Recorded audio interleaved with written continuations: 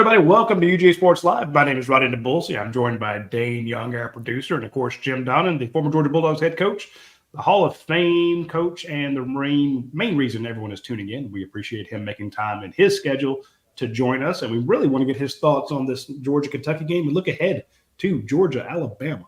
Georgia's won a lot of games over the last 3 years, but Alabama has been a nemesis, a kind of a pain in the side, and we're going to get Coach's thoughts on that. But I don't want to say that Georgia's bubble burst, but they did drop from number 1 to number 2 in the rankings after the close call in Lexington, Kentucky. That was a tight game, and if you were one of the tens of thousands that joined the watch-along show with Coach Donnan and Dane and myself, you saw that Coach was, I don't know, I won't say as frustrated as we were, but it was a very tough game and a lot closer than all the pundits and, of course, Vegas predicted. And we're going to get Coach's thoughts on it. And, Coach, just kind of give me your 30,000-foot view. Now you've had time to digest that game. You made some great points in the watch-along, but now that you've had a couple of days to think about it, let's get your take on the Georgia-Kentucky game before we start looking ahead. First of all, it's just hard to snap your fingers and put defensive linemen on the field like you're replacing Warren Brinson, Michael Williams, Avery Hall. We've got some good players, but two of the best in the country there, and Brinson and Michael. So it was evident that Kentucky's plan was to try to keep the ball away from us and run right at us. And they were very successful with it, as evidenced by the time of possession, the third down conversions. But some critical factors in there. We missed 16 tackles during the course of the game. At least that's what I read on Pro Football Focus looking at the grades. So that's an inordinate amount of missed tackles, particularly some at the point of attack. We also had 3 major penalties on third down, which kept the Cats alive on their drives, one for hands in the face, one for which I thought was kind of a ticky-tack call on Jalen, for roughing the passer, going in on Brock Vandergrift. And then the third one, I can't remember exactly what it was, but in the course of the season, I don't think I've ever remembered Georgia having a game where the other team was 3 and out only one time. So you can say what you want to about lack of offensive efficiency, which I'm going to get to in a minute, but when you're not snapping the ball and you're on the sideline, puts a lot of pressure on your offense to make something happen. And field position-wise, we were on the other side of the coin the whole first half. And people talking about South Carolina, what they did. South Carolina had less yards than us, but they started on the plus 30 a couple times and got some easy field position. But anyway, you slice it, our offense inefficiency, particularly in the first half, myriad of problems, running into a 7-man box, some short yardage situations we didn't pick up, and then some deals like when we threw the first pass to to Colby Young, and he didn't get to the sticks for a first down. Frazier running on the goal line east and west instead of staying north and south. You never try that. You never lose yardage on the goal line. So those mistakes cost us. And then the fact you only run 23 snaps in the first half, I mean, you better be shooting 100% if you're going to do that, and we weren't. Coach, 2 things specifically. Second half we came out. To my knowledge, we only punted once. That was the end of the game with 14 seconds to go, and made some really significant plays on offense. Defense continued to not get off the field, so our number of snaps were limited. I think we had like 30 in the second half. So the bottom line is tremendous kicking game. Thorson, 49.5 average, no returns, great kickoffs, came through on the field goals. But it's a source of concern not to be able to get off the field on defense, missing the tackles, and then offensively, just really nothing explosive there till the second half. And then Etienne started to make some really good plays, and Carson made the throws that he had to. He's had a little trouble on the road looking at his career to this point, and that's normal for most quarterbacks, but he's going to go through a really big test next week when we go to Bama. So got to get some help. We lost our best, among the better players we got in Tate Radlich for his ankle injury. He's going to be out for I don't know, at least 5 or 6 weeks probably. Who knows? I guess Kirby will tell y'all today. But so that's the capsule for me. But I'm not discouraged to the point where I'm ready to wring my hands. But it's the kind of performance you expect. But time, 42 straight regular season victories. We only won 16-6 up there 2 years ago. So it's a combination of maybe Kentucky's better than everybody thought, and we might not be as good as everybody thought. But the fact remains that tremendous poise by our players, staff, and getting through the game with victory. Another point was 8 penalties.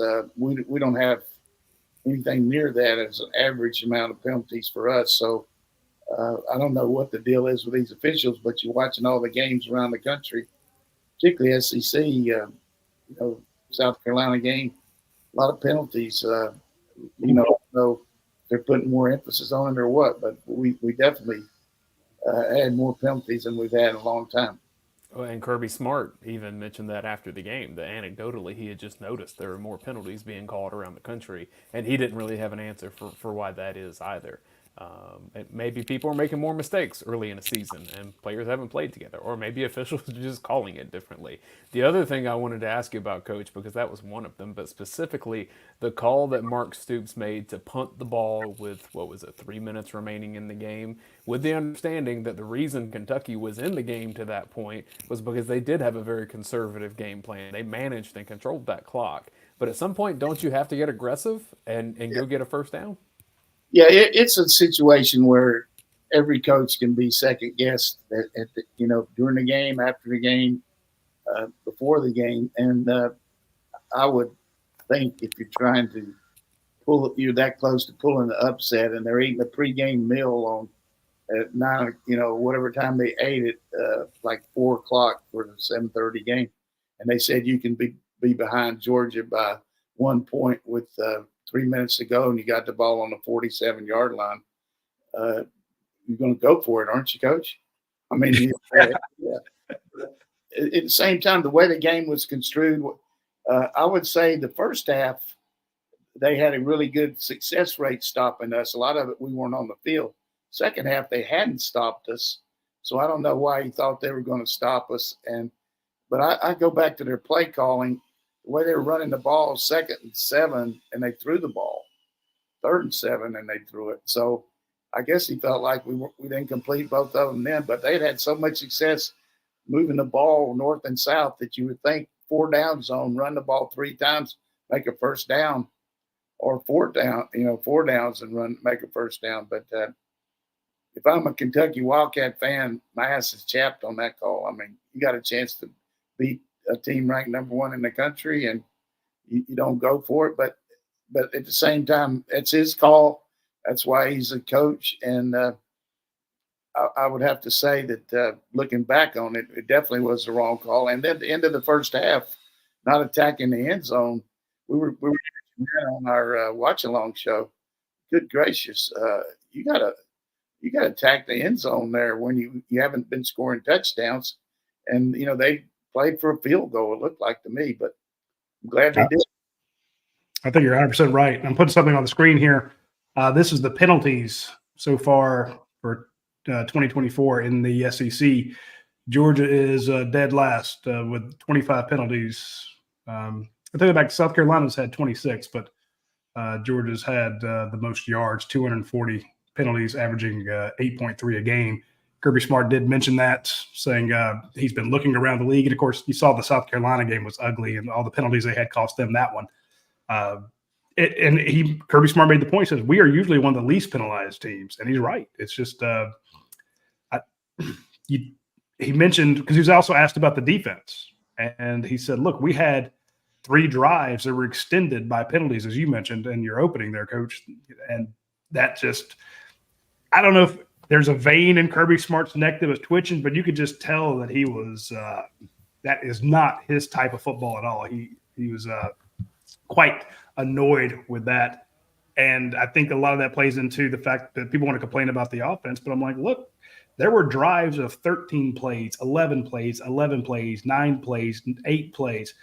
Like you said, there's only one. There was a 3 and out. And then, of course, there's a 3 and out at the very end when they only had 17 seconds or so.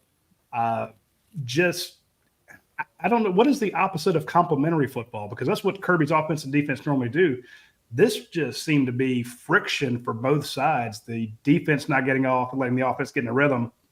Second half's different, but they didn't tackle like they normally do. They were over penalized and they never got in the rhythm. It just seemed like everything the little things that could go wrong did, Coach, but they still won.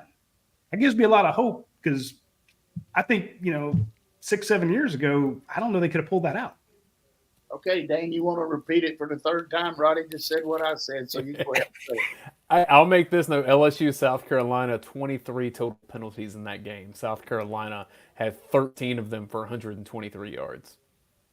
Yeah, that was South Carolina let that game get away from them, but it's busting up on Roddy. But realistically, our kicking game continues to be magnificent when you look at all the elements in a tight game, because where we were on the field was really we needed to have good net punting, and we got that first thunder kick from him, and then we let them off the goal line. I mean, they took the ball and kept it 5 or 6 minutes when we had them backed up. But I know I'm going to stand up for the defense a little bit.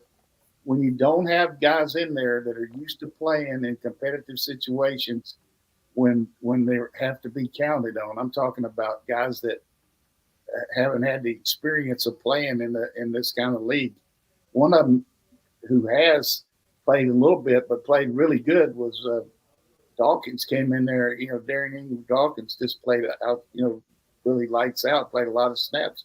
But Jarrett, some of these younger guys just haven't had to be counted on, and they didn't really hold the line of scrimmage very good. And then at times they did, but then, like I mentioned, you can't miss the tackles when you got a chance to get a guy and stop them. But they really, both those backs made penetrating runs on us throughout the night, and we'll work hard on that, and hopefully we'll get Williams and Brinson and Hall ready to go, and then these other guys will be better for it because they were played in a competitive situation, and that experience will help them. But boy, our linebackers, what a group that is, and Jalen Walker, good gracious, what a player. And the secondary, for the most part, was around the ball and made the plays necessary. A couple on third down by Humphreys that were really good. I thought Everett struggled a couple times, but number 7 for them, Berrien is one of the best receivers around, and he's going to make anybody work. And I thought that was a good plan by them as far as running double move and then running the comeback, thinking you're going to go deep, and they beat us for some big first downs on that. I like you mentioned Jalen Walker. I thought he had a hell of a game. I was kind of surprised, though, that Raylan Wilson got co-SEC Defender of the Week by the SEC office. Not to say that he didn't deserve it, but I was thinking Jalen Walker was just kind of everywhere. And the good thing about Raylan Wilson, he only had 26 snaps. There were other guys that had like 36 and 48 snaps. He was efficient, Coach. Raylan Wilson was everywhere. He and Jalen Walker. You just don't know what the bottom line is on why they pick, but usually speaking, they pick the guys we recommend. So I'm sure that Kirby and Schumann put this guy up for it, and Dawkins got some kind of award too. He did. I was going to say Tyrion Ingram Dawkins was named the SEC Defensive Lineman of the Week. In our scrimmage notes from 3-4 weeks before the season started, the one thing we heard about the defensive front, other than being banged up and all the guys who weren't available, was Tyrion Ingram Dawkins, TID, talking about how he was just given the Georgia's first string offensive line fits. And we saw that again. He was twists, stunts, bull rushes, push pulls. I mean, stab, rips. He was all over the place in that Kentucky game. One more point that I forgot to mention. I can't remember everything like I need to, but 94 McLeod is a guy that transferred in here and, was working a lot earlier, and then he got an injury and really hasn't played at all. And then made the trip and was called on to play, and he definitely was serviceable. I mean, he's big and he can run, but I think this is going to help him too get some confidence knowing that he can play on this level now and contribute to our defensive look. So all of a sudden you got him and Dawkins, and then that 99, and then you got Jarrett, and then of course Stack played pretty good. He's always going to run down things, and he knocked down some passes, but again, putting Michael and Brinson in there is going to be big. And Avery Hall, his motor runs 100 miles an hour. I mean, he's just energized, a lot like Jalen Walker as far as just electric out on the field. So I really think that infusion of those three guys, coupled with the experience that was gathered there last week, will make our defensive front a lot better going into the Bama game. I also like to point out that Xavier McLeod was a game time decision. So he's not really, I don't say he's not healthy, but he's not feeling 100%, Coach. So that's what he did, when they weren't even sure that he could play going into the game. That bodes well for the future. So again, I'm excited about it. It's always tough on the pregame meal when a guy doesn't expect he's going to play and everybody's shooting you their extra food and you're eating it up. And then all of a sudden you get to the games and the coach said, look, we thought you probably weren't going to play, but get your ass ready. And he said, good Lord, Coach, I had 3 steaks today. I don't know what I'm going to do. But it's amazing how those kids, the ones that are nervous and all, they don't eat a lot, but the ones that are the ERWs, the ones that eat the pregame meal, ride the stadium, and then warm up and then sit on the bench, they eat everything at the pregame meal. So I'm sure that McLeod was jacking up some groceries there, and then all of a sudden he's called on to play and did a good job. The ERWs. Folks, please go ahead and put your questions into the comment section there. We want to do a question segment from the viewers. So if you've got questions about the offense, defense, special teams, player personnel, coaches, where you got those cool glasses, go ahead and drop those in there right away. We'll be happy to do it. Everybody hopefully knows I'm not just trying to be super cool. I got an issue here. My eye situation is, but y'all got to take me like it is. I mean, I got to, but they are pretty cool glasses, really. I mean, they're sharp. That's sharp. But hey, Dane, you and I next week need to wear them too. Yeah, I'm just gonna wear an eye patch like a pirate. There you go. I got some patches too. That's part of my deal. I have to wear the patch, but I love it. Really got some good doctors and good people, and just got back from my second new treatment this morning, and I hope I can stay awake long enough to finish through this because they put some heavy stuff on me. Yeah, well, you're obviously more awake and analytical than we are. I want to stick on the defense, Coach. I thought you were going to have a commercial here because I got to take a break. Well, we'll do that. I'm going to mention our friends real quick at Your Pie. It is Tuesday, and I know the Foster Moss, and they're talking about Taco Tuesday. Foster, not to order tacos on Tuesday when we have Your Pie double point day. Foster, you're killing me, man. Folks, if you enjoy pizza, you enjoy wings, you enjoy gelato, go ahead and get out your phone, order from Your Pie. Use the Your Pie app. Get double points today. You don't have to eat it today. You can actually pick it up. So Foster's correct. You could eat tacos today, but you can order your pizzas and your salads and your sandwiches and all your stuff tomorrow or Thursday. If you want, there's a good Thursday night game coming on. You got it covered. You can go ahead and order for Saturday if you're going to watch some of the other SEC contests.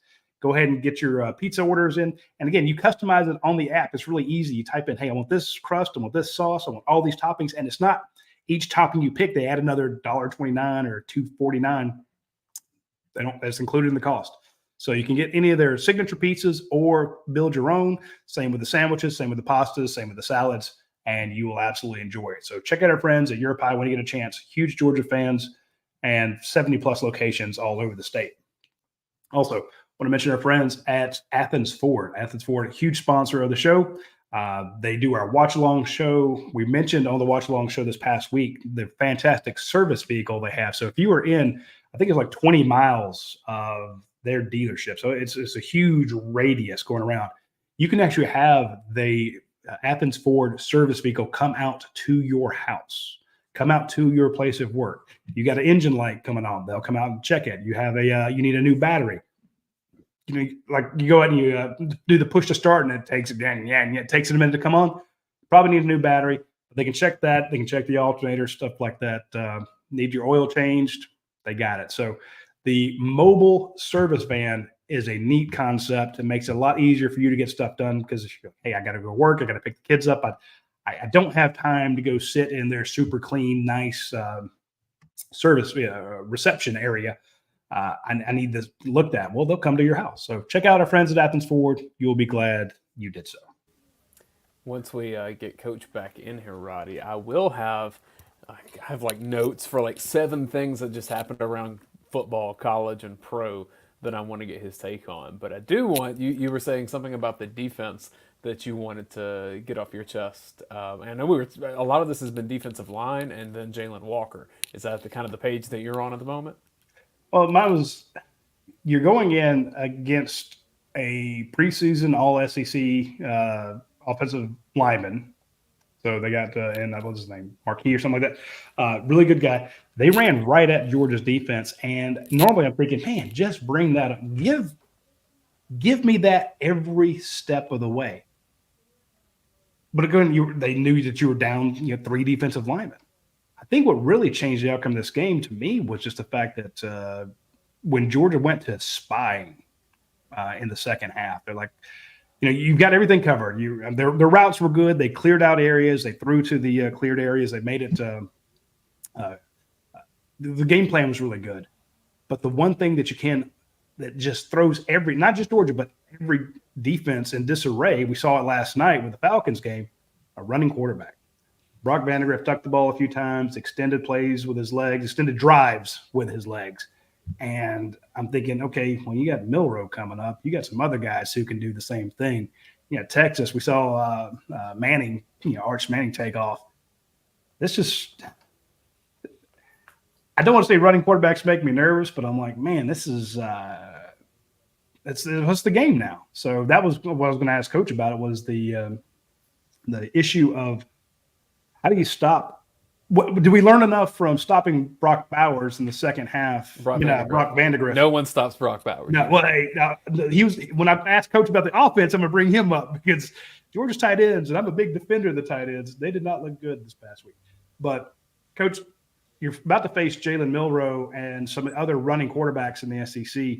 How did you like Georgia's plan to keep Vandagriff, to limit him? What was your assessment of that?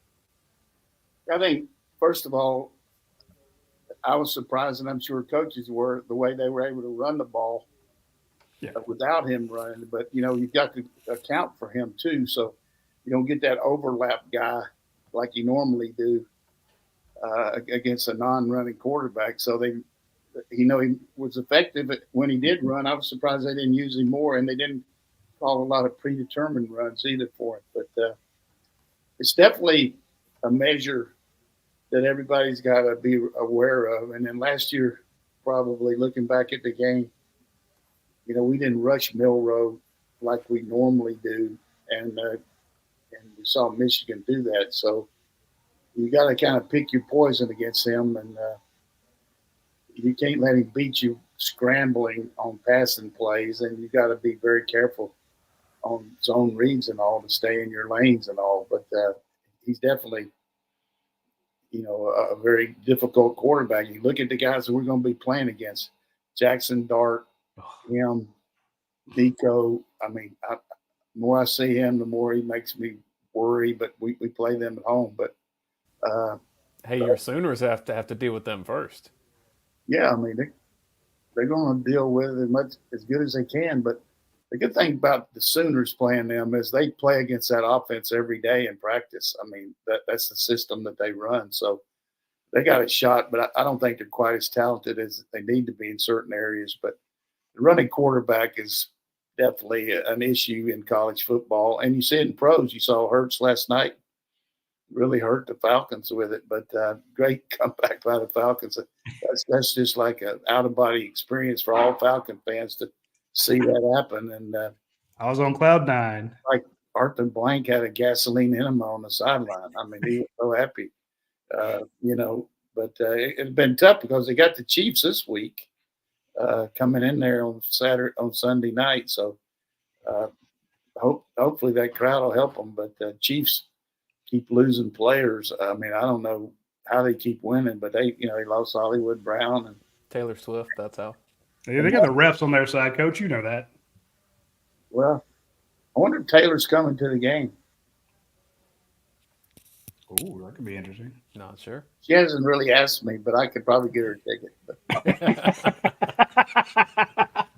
My boy Andy Hill is a special teams coach out there, and he just shoots me stuff about the scenario around the Chiefs and all. So Coach Reed's really good about access for it and everything, but said it really is a complete soap opera. I mean, unreal.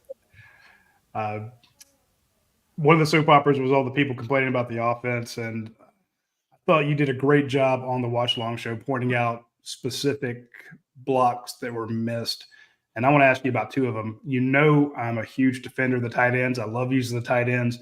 But on that first drive, Jurasic misses a block on the left side that could have gone for a touchdown. I mean, it could have been like an 80-yard TD.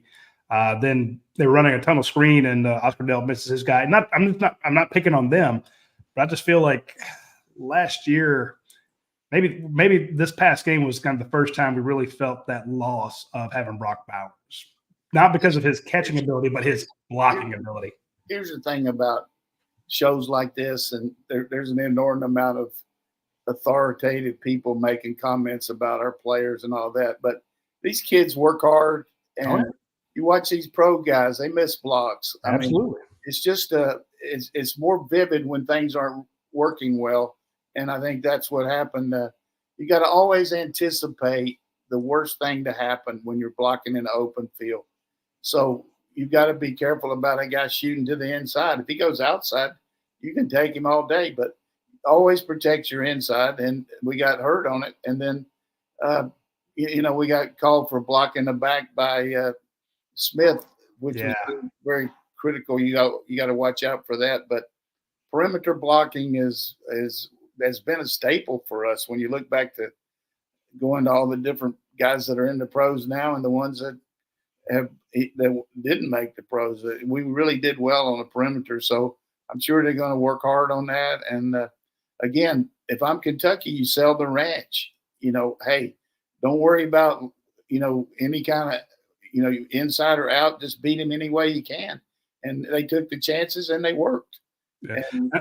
I'm not really picking on him, Coach, to point out, hey, these guys messed up. My point is, you had a series of those. It's a different guy each time. So let's say each guy had one bad miss. Like you said, out they do in the pros. We saw it last night. Philadelphia had a ton of misses on that last drive. The Falcons took advantage of them. The Falcons also missed some stuff, and that's why they were trailing at the end.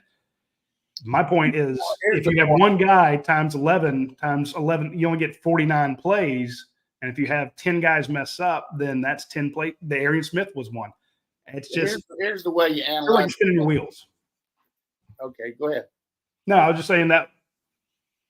You go ahead.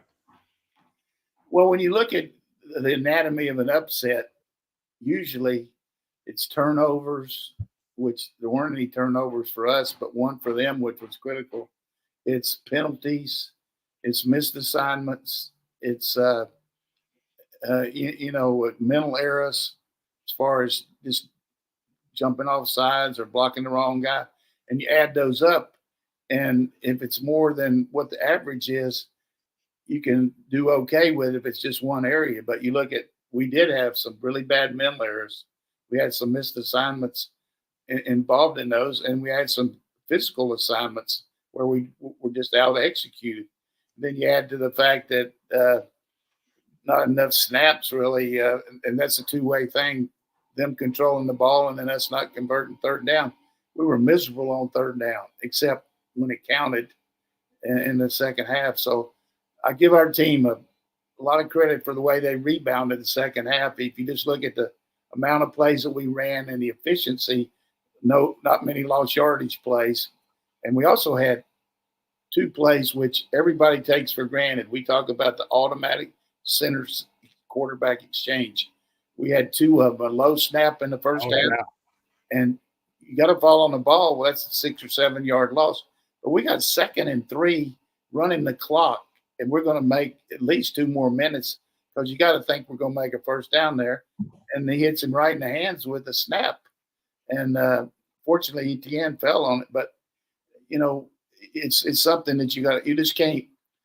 You got to take. I'm going to take up for Carson about one thing. He's trying to factor in a lot of things. He's thinking about this, but you got to look it in. I don't care. In the shotgun, you got to watch that ball in your hands every time because you just can't take for granted that you're going to catch it every time. So that's 2 more errors that hurt our team. So out of what did you say? How many plays we had? I think like 47. So 47, you take that down to 45 now because we never even snapped the ball to make it run. And then you add the lost yardage plays, which we had, which were about 3 or 4, and the busted runs that Beck had to run when we called the pass. So we had about 35 plays that were actually had a chance to work. Yeah. Speaking of working, I was kind of giving you the bad news first. Like each guy may have had one issue, and that kind of contributed to the frustrations. But then let's look at the guys that had a hell of a game. I thought Arian Smith, besides that penalty, Johnny on the spot on a fumble was a Delp that put the ball on the ground, and he gets you a first down, saves the game. On the perimeter, he's blocking like a maniac, just taking guys out. He's not heavy enough to block the way he does, but he was getting in people's faces, knocking them down. And then in the second half, you told us about him, Coach. You mentioned that when everybody was high on Nate Frazier after that first game, you're like, I'm telling you, Trevor Etienne is different. He's what Georgia hasn't had in a minute. And Trevor Etienne in the second half was golden. Yeah, he was. And I thought that 5-yard reception that Arian made on the goal line when we threw the quick screen away, just hit it like a bullet and went north and south, put you in a position where we were able to put Branson in there and get the TD. But everybody talks about different things when you analyze a game like this, and I think we've hit it about as good as we can. I mean, we're fortunate to win, but we won, and it goes back to this, which I've always talked about on this show. We expected to win. They didn't know if they could, and they played like they couldn't in the fourth quarter. I mean, played it like they were hoping that we would lose it. You know what I mean? I didn't think they were near as aggressive on either side of the ball in the fourth quarter. I have a list, Coach, 6 things just around football, NFL, and college that I just wanted to bring to your attention, maybe get your take on. 1, Brock Bowers yesterday, 9 catches, 9 targets, 98 yards. Yeah, he's just golden. I mean, he's leading the league in tight end receptions after 2 weeks. Had a nice text exchange with him Sunday. He was fired up, to get that road win. Of course, here's the Ravens playoff team last year, already lost 2 games. They got to get rolling here. I mean, that's a tough loss for them. But, one of the things that Roddy and all of you guys do good is have that update on the NFL players on how they did on Sunday. I try to watch as many as I can, but, you read about maybe somebody doing something you didn't know about. But all that stuff is really good for our program to let people know that the guys are out there being successful. And the other thing is you play a guy like KJ Bolden in a meaningful number of plays in a game like that. It gets the recruits' attention because here's a guy coming into a number 1 team in the nation, number 2 now, and playing, over half the time as a freshman. And this goes back to what Kirby tells everybody. You can play early here. And KJ's doing the job. Let me insert this note real quick. We have a story on the front page of UGASports.com about Todd Robinson, the Georgia safety commit who plays quarterback for Valdosta. Through 5 games, he has 11 passing touchdowns and 6 running scores, Coach. He's just a super athlete. And the third thing he told us when we went to see him was situation shows you that Georgia will play freshmen. A lot of people say they don't play freshmen. It's not a good place to go, but they're showing me they play freshmen and really can develop them well. So if you want to get a kid to commit and want him to stay committed, you play the best guys. And you're right. I mean, he's going to be a star when he gets here. That's good to hear. Talking about KJ, he was going to Florida State, and I just got this text that Florida State's going to sue the NCAA in the playoff and want to make sure that everybody, 130 teams, will be eligible for the playoff, and it's going to be a 130 team playoff this year. Hey, they got the Cal Bears coming in there, and Coach, you told me watch out for their quarterback. And goodness, if Cal isn't an ACC contender at the moment, I tell you, they're 3-0. Their coach had to get on the. I thought it's pretty funny. Their coach had to get the referee's mic. He brought him over to the sideline and kind of held it up to his and said, "Hey, quit throwing stuff on the field. We're going to continue to get penalties." I remember basketball coaches used to do that. During the games, but Tom Crean did that here in the last few years. I remember Tom Herrick doing it. I'm serious about this guy, Mendoza. Now he's going to be in the portal, and there's going to be a lot of people after him, and it's going to be great for him because he's going back to Florida. Where he's from. He's from Palm Beach area, and he's got a brother in Indiana that's a good quarterback, freshman, but he's not playing a lot, but. Really my favorite joke about the mic situation, Coach, because you had told the story last week about broadcasting a game at Cal and just how it's so different at Berkeley. That when he got on the microphone, there had to be students in the stadium saying, "Who's that guy?" They probably didn't know. They were too high to figure it out. But I give them credit. Now they beat Auburn. They deserved that win, and certainly. It's got to be tough, though. You just played over here on the East Coast 2 weeks ago. Now you're coming back this week. What I can imagine is the volleyball team or the softball team coming over here and not coming, on a charter and have to go change planes and time zones 2 or 3 times and then get back to class on Monday. Got to be hard. Second NFL note, former Georgia GA, a 2-time Georgia grad, Mike McDonald, 2-0 as the head coach of the Seattle Seahawks. Yeah, Mike's a very thorough coach. He's got a good staff and he got a good team. Geno Smith can throw that deep ball, and that Metcalf kid can go up and get it. What a big target. And of course, the other Georgia GA, the Sia guy, is the coach of the Jets, and they're 1-1. That was a big win over the Titans. Falcons game, I asked you about Stoops' coaching decision. I want to ask you about Sirianni's, because when they decide to do the play action and throw the ball to Saquon Barkley, to me it seems like that added a variable that did not need to be there, the way they were moving the ball. They probably win that game if they just run the ball, right? Yeah, it's a great call if it works, but it's a risk worth the reward. You go on the situation there. Sure, the game's over if he catches it, but you also got another down to run the clock. They didn't have any timeouts left, and it's going to be way inside of a minute before, now all of a sudden it's a minute 46, and really good job by the Falcons. For the most part, too, the Falcons really impressive O-line, the way they can block, zone blocking, and these backs, they can cut back and everything, but I think the first mistake he made to me was not kicking a field goal on the first possession. It wasn't like it was 4th and 1, 4th and 4, and the play they called was a drop back pass. Put Hurts on the move, but those 3 points would have been golden with the score losing by 1 point. 3 from college quickly. Ole Miss beats Wake Forest, and then Wake Forest cancels the future game with them. And Lane Kiffin's hot and bothered by that, saying that just leaves a gap in their schedule and everyone else is already scheduled out. He was just saying they broke kind of an unwritten rule by canceling a game that way.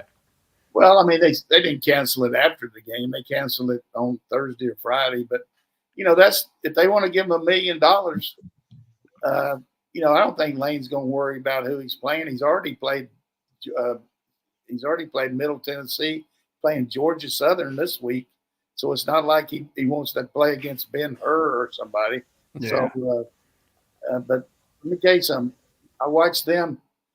They've got a really good package. Jackson Dart knows what he's doing. That kid that replaced the running back who went to Ohio State is really good. They got good receivers, good O-line. The biggest difference in their team, of course, they haven't been threatened yet much. They got those D linemen that they got in the portal that going to make it tougher to run the ball on them. And, when you can run the ball, then that sets up all kind of play action. So they're definitely formidable team. I mean, and their schedule's good too. I don't think they have to play Alabama or Texas. So it's going to be interesting. I know you're heartbroken about the Florida Gators and the woes that Billy Napier and company are happening down in Gainesville. I mean, Florida Gators, I just don't. I can see how upset you are, Coach. I mean, it's just hard to imagine that they haven't won a game against a Power 5 team since, it's like 6 or 7 games in a row now. And they got a good chance against Mississippi State, though. I mean, I had a buddy of mine that, people can say what they want to, but he said, Coach, he watched the tape. He said, I don't think Mississippi State had one player that could start for Toledo. Now, that's a pretty start. Yeah. Now, maybe that's wrong. Who knows? But it's obvious they don't have enough of them. And that offense really puts a lot of heat on you. If you can't make first downs and you run a hurry up, your defense is on the field. They got a long way to go there, Mississippi State Bullies. And finally on my list, just congratulations to Dell McGee and Georgia State for getting a big win over Vanderbilt. And I'll remind our fans that he is not alone as a former Georgia coach there. Jim Chaney calling offensive plays, Kevin Scherer, defensive coordinator. Yeah, and, some other guys over there, certainly got Jess Sutherland and Gilbert, some other guys. But, one of the first texts after the game, I hit up Dell. He was so excited because kind of a program builder. I mean, gives you really good cred around Atlanta that, they're going to recruit well on the guys that are in between, the Power 5 schools and that. They're going to get a lot of them just because of Dell and really revamp that team with the NIL and got a tough schedule. Certainly, that league's got some good teams in it. I mean, Sunbelt stuff. So, but got to be deflating for Vanderbilt. Looked like they were going to be 3-0, and they got to go play Missouri. Missouri had some real issues against Boston College. I mean, Boston College is a good football team, and Missouri struggled with down early. But I'm happy for Dale. I'm happy for Kirby. Another coach making it big, and another team that looked good that struggled first 2 weeks. Dan Lanning's team really put it on the map over against Oregon State, and big win for him. We got a lot of questions we need to get to, but first I want to mention our friends over at Academia Brewing Company. You see the puppy on the screen there. Love the dog. It's a great place if you have pets and you want to go to the restaurant because they have a great outdoor seating area. They got a huge bar out there. They have the beer garden that you can sit in, especially as the weather's getting nice. Some of the heat's going down. I think yesterday is get above 80 degrees. It's fall in Athens, and if you want to go over there Saturday and watch all the football games, you can do that inside or outside and grab some of their game day IPA. It's a fantastic beer. It is an award winner. Everybody loves it. I've not had anybody who's tried it. A bunch of my friends tried it. And they go, this is fantastic. And it's in all the grocery stores. It's in all the package stores. So go by Academia Brewing Company, have a great meal, watch the games, do trivia night, have the beer and brunch beer and biscuit brunch on the weekends. And that place was packed last night watching the Falcons, and they're back to doing lunches. So swing by our friends at Academia Brewing Company. You will not be sorry that you did so. Also, we have one of our huge sponsors is myperfectfranchise.net. The reason we took them on as a advertiser, because we've turned down some folks, was the success that Andy Ludecky has had getting our readers into their own franchises. He did a lot of it, with the University of Texas. He started out on our Longhorn site, and then he started branching out to other sites. And then we've had multiple readers at UGAsports.com who are now that own their own business. And that success rate just intrigued the hell out of me. And I'm like, this guy knows what he's doing. I've spoken to people who've spoken to him, and they're like, Andy makes it incredibly easy. You tell him what you want to do. He asks you questions you didn't even think about. It's all free, and then he guides you into the right opportunity for you and your goals. So check out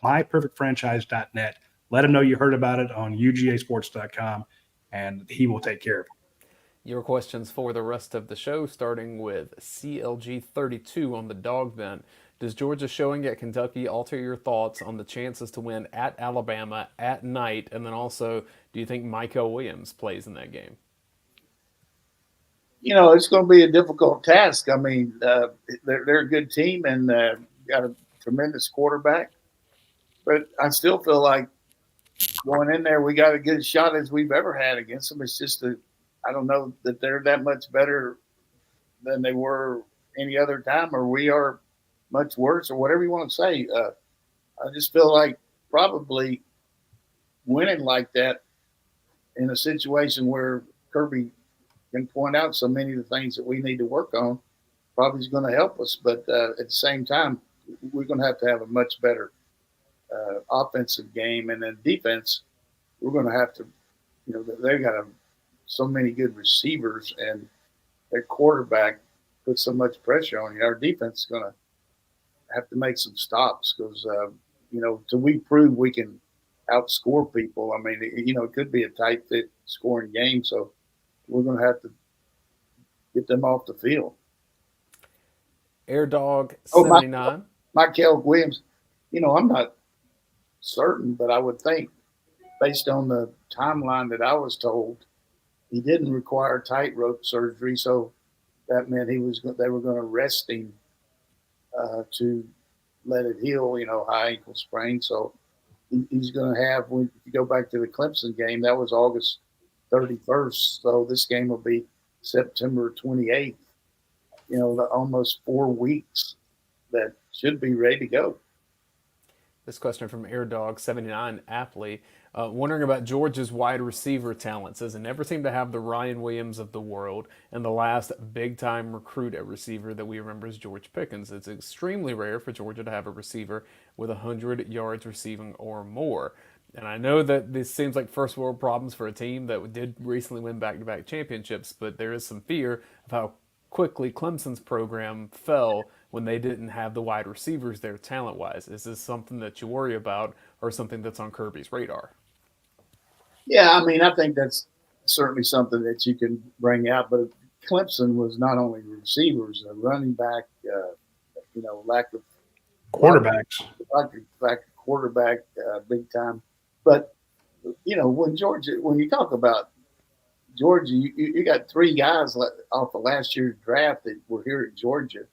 Burton, the kid that's doing so good for the Colts, that went to Texas, and McConkey. So that's three pro receivers. So it's not like we hadn't had good players there, plus Pickens. And now we've got, I think, Lovett, Bell will be both drafted. I really think both of those guys will be.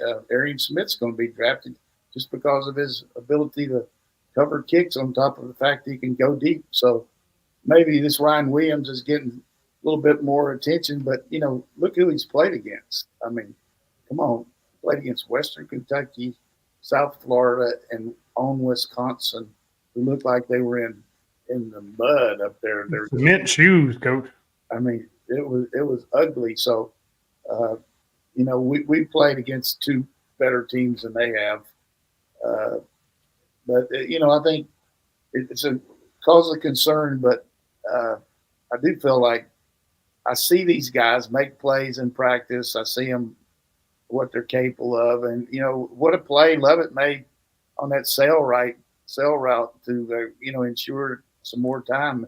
He brought it inside and back out. So it's easy at this point, not just this questioner, but it's easy to, have an all-inclusive feeling about our team at this point. But for us to think that we're even close to the cliff of Clemson is incredulous to me. I just beat the dog shit out of Clemson. I'm not talking about beat them.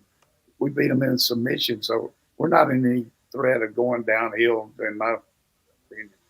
From Curtis Maximus, do you think Kentucky having the former quarterback and linebacker from Georgia actually gave them an advantage, or is that just an excuse? No, I don't know that anybody's making an excuse, but it does give them an advantage. Anybody listening to our show would tell you on the scouting report that they had to talk to their coaches about the different strengths and weaknesses of everybody on our team, which you don't have that normally. You just use the tape. Plus, philosophically, both of them been used to reading the keys against Georgia. Quarterback knows the keys on the defensive looks, and Pop knows some of our formations and all. So practice against us for 3 years, day and night. So definitely helped them, but there's no excuse. It's a reality. From Fred F., why wouldn't you blitz a quarterback strong side to make him one-dimensional? Well, you got to mix it up. And a lot of it has to do with what the strength of the formation is as far as the receivers and your call. But we do some overload on one side or the other. But when you say one-dimensional, is he talking about making them one side that they could go to, or what does he mean? I'm guessing just to push them back to the side where they'd have to throw across their body. That's an assumption. Yeah. Well, if you're talking about a pass, then maybe so. But, they hurt us to the weak side of the formation, bouncing outside the C gap. We didn't have good gap control. I mean, it wasn't that they blocked us. We got caught either wrong technique or what, but they had about 3 runs where they bounced outside our left to their left, our right. And, but, defensive calls are based on tendencies, down and distance, your strengths, their strength. We got a pretty effective pass rush most of the night when you look at the sacks, look at the tip balls. But, guy's going to make some plays. He's an athlete. I mean, he made plays here. You called out the fact that they were hooking Georgia's 5 technique and getting around them to the outside. You pointed that out, the watch along. Folks, you got to watch the watch along with Coach. I mean,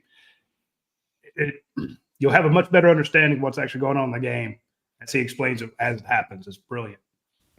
Reese wants to know, how, as a coach, do you improve tight end and wide receiver perimeter blocking? How do you fix some of those errors? Well, for the first, I wish we had access to practice time, because Kirby has he offense, defense, special teams coach, but he takes a lot of pride in defense coming up and making the tackle on a screen. Every day at practice, the first 5 minutes, there's 4 different areas on the field, and we're throwing screens, and the DBs and the safeties and the linebackers are coming up and trying to defeat the blocks of the wide receivers and tight ends. So they probably each one of them get about 10 reps live every day, Tuesday, Wednesday, sometimes Thursday. So that's how you improve. But, you're going to miss some blocks because these guys are athletes, but it sticks out when everybody sees you miss a guy cold. But we haven't had as good perimeter blocking as we normally do. That's for sure. Yeah, Kirby actually mentioned that in the post-game press conference, saying that was a focus of the week. That's what they worked on it. So he is. I mean, they were pretty confident about it going into it, and it just he does work on it, like you said. So there's enough that Kirby mentioned at the post-game. These are good questions, and certainly it's like that guy asked me one time on a radio show, "Do y'all practice blocking and tackling?" But it's definitely the way you improve it is just live bullets, go at it, Yep. And we do it for sure. From James Caraway, and we'll dive more into the strategy of Georgia Alabama next week, but just wants to know, how do you keep that game from being a repeat of the SEC championship? Because with the new clock rules, if Milroe can convert third down with his legs, Georgia won't have as many possessions. Because of the new what? The clock rules from previous years. Yeah. Well, a couple things. Number one, we got to avoid the turnovers in our end of the field. We gave them one. We got to avoid the mental error where we didn't cover back out of the backfield on wheel route. Those are 2 monster plays in the game. And we got to hope that maybe they give us a little help with giving us some field position. And you got to convert the field goals when they're there too. So that brings it back to but overall, it's just going to be, can we get off blocks and make them get in second, third, and long? And can we stay out of second, third, and long and use our play action passing game and break some explosive plays? And the other thing is avoid the long yardage gains by them, which for the most part we did in that game last year, but they did it that one where the guy actually didn't catch it. But I think that's going to be critical. Brad's asking if we have a timeline on Tate Ratledge. I'm sure that'll be a question Kirby Smart's asked tonight. Yeah, I mean, looking at him on the sideline, we've got a brace on his knee and his ankle. I think it's got to be, several weeks for sure. But I can't say definitively, but hopefully he can be back and play toward the end of the year and in the playoffs. Michael Turner says, I love the show. Get well soon, Coach. I love your knowledge. You made me a diehard Georgia fan in 97, 9-year-old me at the time. I'm assuming that's probably around that Florida game, Coach, that made a lot of fans very happy. I thought you were saying he's a 97-year-old fan. Hey, go, boy. Keep with it, man. I love it. But did have a question. I come to a speech I gave that was 97. He was very much on top of it. I mean, I had to be knowing what to say but he had some good ideas. So what's the question? Michael's question, do you use Jalen Walker as a spy on Jalen Milroe when you're not blitzing? Well, you got to use somebody, either him or one of the linebackers. And one of our transitions that we went to after we got after we got beaten by LSU in the championship game in the SEC in 2019 is, we like to play a lot of man under, too deep zone, and particularly in the red zone sometime in some matchup. But we went to another phase of that where we took one of our ends or outside backers and put him in a kind of a triangle behind the center and added that and mixed up zone and man underneath, but also added a spy in there. But Burrow kept it just enough to keep us under. So we'll see some of that against them.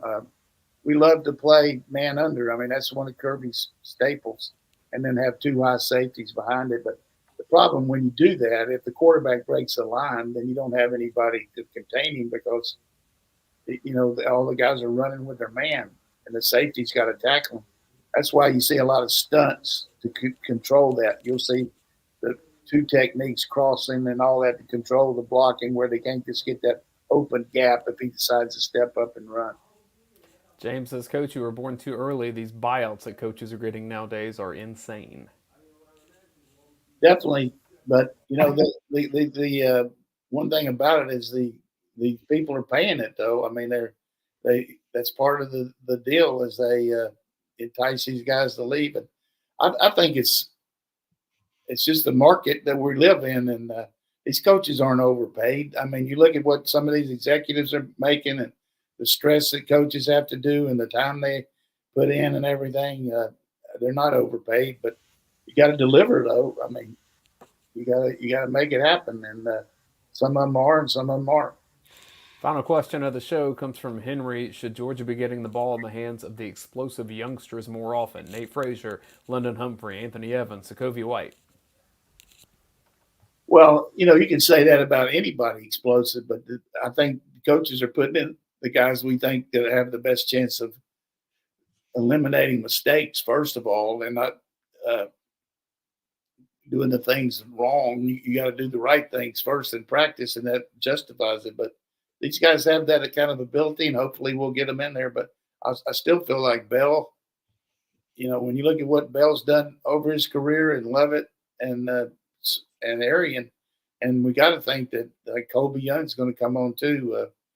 It's easy for all of us to be wring our hands and all that, but one of the things that I feel like that I can add here is not just being positive and being unrealistic, but these guys aren't going to change their stripes overnight. These guys I've seen in practice and work in scrimmages and do all the things they've done. They didn't do that. Luckily, I mean, they made those plays against each other, so they're very capable of it. They didn't do it the other night, but they're very capable. So it's not like this is an anomaly, and it's not like it's just going to keep happening. I just feel like we got the potential, but it's got to be performance. Everybody's got potential. You got to perform, and we didn't do it. Yeah. We did have one question from Eddie from Mackworth asking about does winning a game like this 13-12 work in the coach's favor going into Bama. I say yes, because I think the first thing Kirby said was, we'll use this as a teaching moment. So it will be a teaching. Right, right. I think all coaches not sharing anything that that everybody knows, but you change these two words, if only we'd have done this, if only I'd have stepped with this foot, if only I would have change it to next time. The next time that situation presents itself, you've profited from it, you know what to do, and you've had a tough experience, but you're going to take it and utilize that to the best of your ability, and you're not going to let that happen again. So that certainly Eddie's making a point. Kirby will ride that home, and all the coaches will. So, but anyhow, as we leave today, this man asked his wife, if I won the lottery, what would you do? And she said, well, I'd take half and I would leave you. He said, well, that's good. He said, I just won $10. Here's $5. See you later.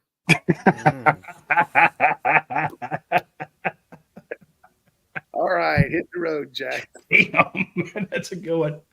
All right, folks. We'll see you next week. Y'all take care.